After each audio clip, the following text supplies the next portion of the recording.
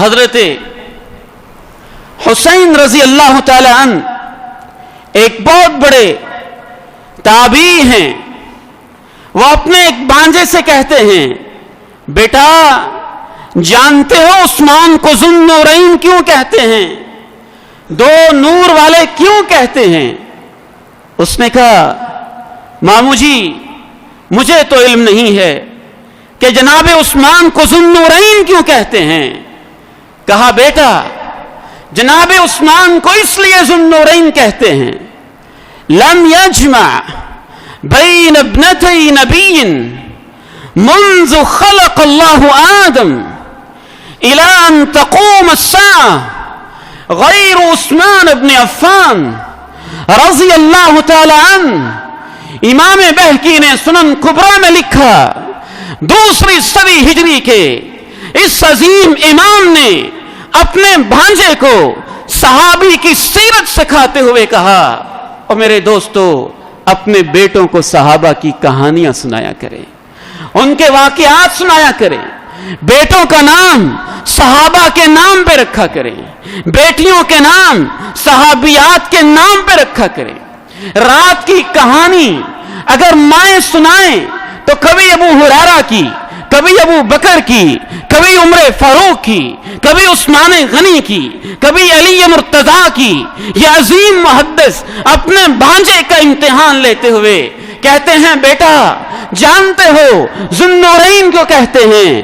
بھانجا کہتا ہے مجھے تو علم نہیں. یہ عظیم امام کہتے ہیں میرے پیارے بھانجے عثمان کو ذو النورین اس لیے کہتے ہیں حضرت آدم سے لے کے ابراہیم تک, ابراہیم سے ہوتے ہوئے اللہ کے نبی تک, اللہ کے نبی سے لے کے قیامت تک پوری انسانیت میں کوئی ایسا شخص نہیں جس کے نکاح میں نبی کی دو بیٹیاں ہوں. اگر نبی کی دو بیٹیوں اور دورے داماد کا کسی کو شرف حاصل ہے تو پوری انسانی تاریخ میں صرف حضرت عثمان ابن عفان ہے.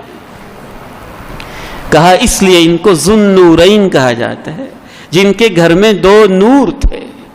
بیٹیاں نور نظر ہوتی ہیں, نگاہوں کا نور ہوتی ہیں, ان سے دل کو سرور ملتا ہے, محبت ملتی ہے, گود ہری بھری ہوتی ہے, وہ صحنوں کی رونق ہوتی ہیں, ان کی ادائیں دل کو لبھاتی ہیں, اور ان کا آنا اور جانا اور ان کے محبت کے انداز نظر اور نگاہوں کے لیے نور ہوتے ہیں. تو نورین کا معنی دو نور, ذو النورین کا معنی دو نوروں والا, یعنی عثمان وہ انسان ہے پوری انسانی تاریخ میں صرف اکیلا عثمان ہی ایسا انسان ہے جس کے گھر میں ایک بیٹی کی وفات کے بعد نبی کی دوسری بیٹی اس کو دوہرے داماد بننے کا شرف حاصل ہوا ہے.